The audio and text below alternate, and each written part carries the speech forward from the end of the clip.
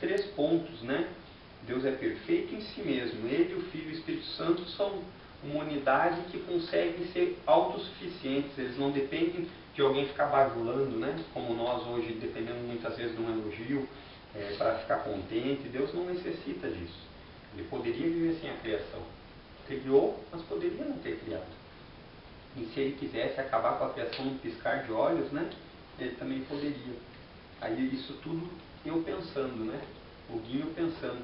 Aí eu vejo o que Deus fez. Porque Deus amou ao mundo de tal maneira que deu seu Filho unigênito, para que todo que nele crê não pereça, mas tenha a vida eterna. Então, fica totalmente um paradoxo do que eu estou falando, né? Ele poderia ter destruído tudo, e no entanto ele amou o mundo de tal maneira que deu o seu Filho unigênito. E o escritor João, como a gente está lendo em João, poderia até não ser, mas nesse caso foi o João que escreveu, e ele coloca se a gente pegar no literal da descrição, ele fala, amou o mundo de tal maneira porque ele não tinha como descrever o amor de Deus. Ele colocou de tal maneira, ele não conseguia medir, ele teve que usar essa palavra para conseguir dar uma expressão da plenitude do que ele estava falando, né? Ele não teve palavras para descrever o amor. Teve que usar dessa maneira para descrever o tamanho, né? E aí eu volto de novo pensando que mundo que Deus amou, né? De tal maneira. Um mundo que não era merecedor de nada e continua não sendo. Um mundo onde só vivem pecadores. Um mundo onde ele não acha quase nada de amor a ele, é mais desprezo pela lei dele, é rebelião contra os mandamentos. Ele fala, faz assim, o homem desvia. É inimizade com Deus, porque a Bíblia diz que o homem preferiu, ao invés da luz, as trevas, isso é, seus próprios caminhos, né? E daí, diante de tudo isso, esse mundo decaído, esse mundo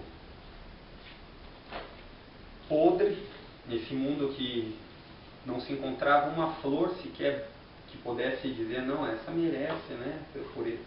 Essa pessoa aí realmente glorifica a Deus, mesmo sem merecimento nenhum de ninguém. O que ele faz? Ele entrega seu Filho unigênito. Unigênito quer dizer que é único e gerado eternamente. Então, Jesus sempre existiu com Deus. Sempre.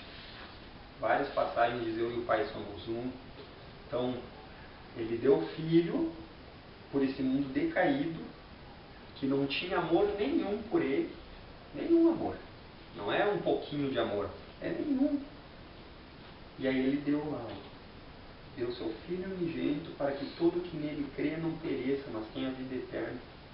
E a gente se pergunta, né, na nossa humanidade, nossa pequenez de mente, e a gente pergunta, mas então por que Deus fez tudo isso sem merecimento? Né? As pessoas, a gente está muito acostumado com a troca de merecimento, né? Se eu merecer que você me ajude, me ajuda. Se eu não merecer, não me ajuda. É assim que a gente muitas vezes age hoje em dia, né? E por que será que Deus fez tudo isso, né?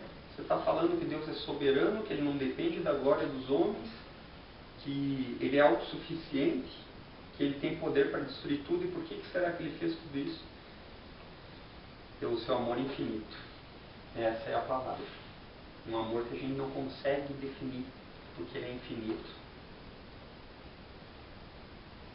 E nesse amor infinito, Ele resolve, não, eu vou dar o remédio para esse povo, vou dar o remédio para essa população, para esse mundo perdido, decaído. E vou escolher dentre esse povo alguns que me louvem, alguns que me glorifiquem, alguns que realmente possam ser chamados de meus filhos. Que loucura é essa? Como é que pode, né? O cara me fecha a frente do carro na rua, eu já xingo ele e desejo muitas vezes quase a morte, e um Deus desse sofre tudo isso e ainda faz as coisas por amor. Mas da onde que vai sair esse amor, né? Porque é impossível, é humanamente impossível pensar isso. Esse amor não tinha outro lugar para sair que não fosse dele mesmo, que não fosse do próprio Deus. E esse amor sai do próprio Deus porque a natureza dele é assim. Ele é a essência do amor.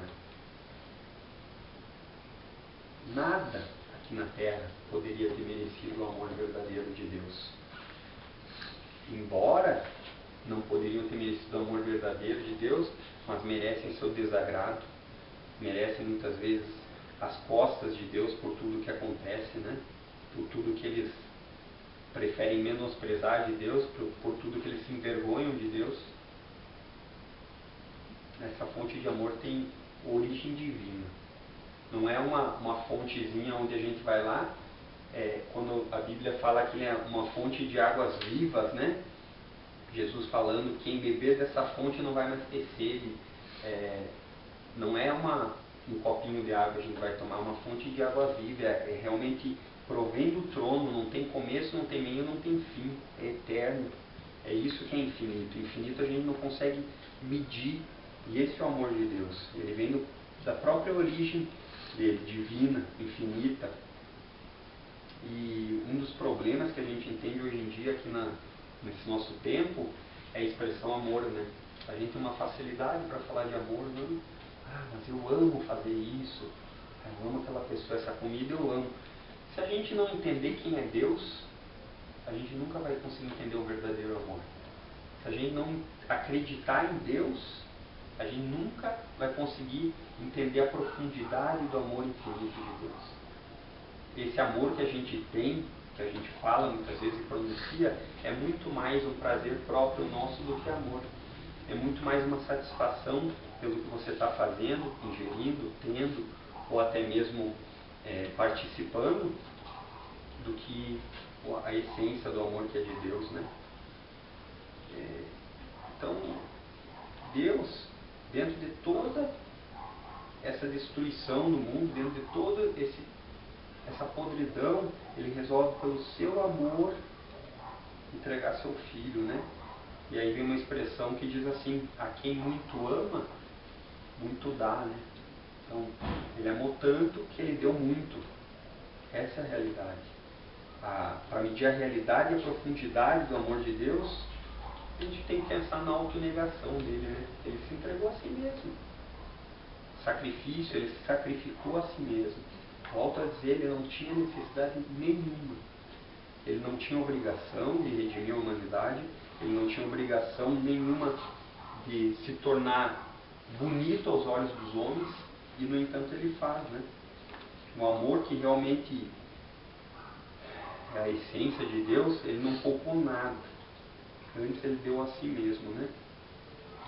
Eu gostaria de convidar vocês a pensar assim, alguns são mais maduros em Cristo, já conhecem há mais tempo, outros estão se convertendo agora, são novos convertidos, conhecem a esse Cristo que a gente está pregando, falando há menos tempo, a lembrar disso, a não esquecer mais, que Deus amou o mundo de tal maneira que deu o seu Filho, a fim de que o homem e mulher, quando fala homem, a Bíblia fala homem ao sentido masculino e feminino, de viver através do seu Filho, porque ali está a condição, para que aquele que nele crê não pereça.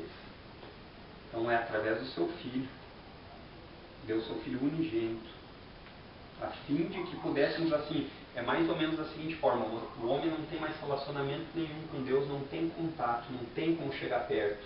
Ele é uma criatura feita pelo Criador, mas ele não tem comunhão com o Criador. E aí o que faz? Ele fala assim, não, eu vou mandar meu Filho a fim que essa comunhão seja restaurada pelo meu amor, eu vou fazer isso. E ele manda Jesus. Jesus vem, cumpre o papel dele, morre na cruz, para que a gente pudesse ter novamente contato com o Criador. Era assim que acontecia. Se Deus, pelo seu amor, não tivesse feito isso, até hoje nós não tínhamos acesso. E hoje que a gente tem acesso, a gente muitas vezes não quer ter. Coisa mais engraçada, né? Porque existe uma maneira, existe uma fórmula, existe um caminho, existe uma ponte, e muitas vezes a gente acha que vai conseguir pelos atalhos. Muitas vezes a gente quer dar uma de espertinho, né? Não, vou dar meu jeitinho. Não vai, tá ali. Ele deu o seu Filho pelo amor dele. Então, aquele que não entende isso e que não quer entender e que não quer aceitar, ele simplesmente está dizendo assim, o amor de Deus para mim não é suficiente. Por quê? Porque Ele deu o seu Filho por mim. Mas eu não preciso do seu Filho. Aquele que não entende isso, ele está exatamente esnobando o amor de Deus. Que a gente possa lembrar desse ponto de partida da vida cristã sempre. Lembrar onde começou tudo. Tudo começou aqui. Quando Deus deu o seu Filho para que todo que nele crê não pereça, mas tenha vida eterna. Lembrar que esse é o caminho eterno. E é importante a gente vir continuamente esse caminho.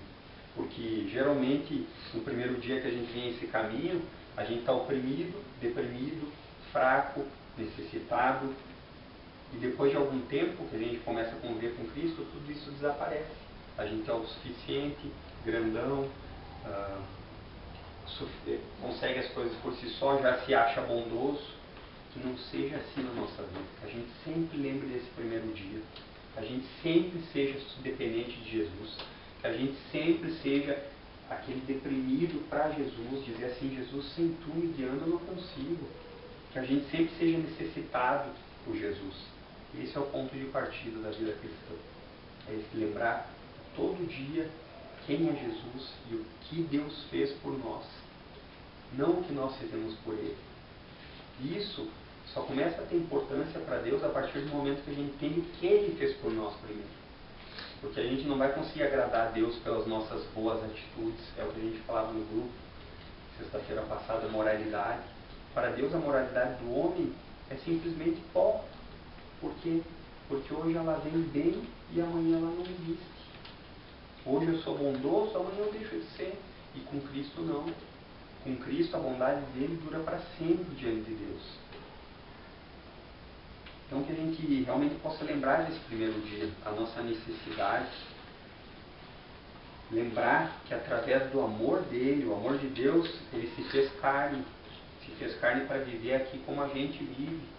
Para vir ver o que a gente passa, para se compadecer, para realmente poder dizer assim, eu fiz, vocês podem fazer também.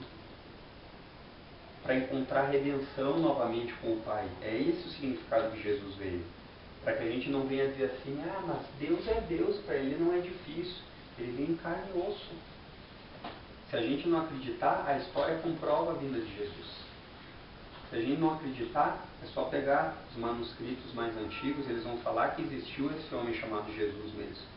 E existem algumas pessoas, de algumas seitas, que falam que Jesus veio, mas era um espírito, não era carne. Mentira, a Bíblia diz que ele era carne, tanto é que chamar filho do homem. Por quê? Porque se ele não tivesse vindo como homem também, e junto, um homem Deus, ele era Deus e era homem ao mesmo tempo. O sacrifício não teria validade. Como é que eu vou vir somente como Deus ou somente como homem? Ele era os dois.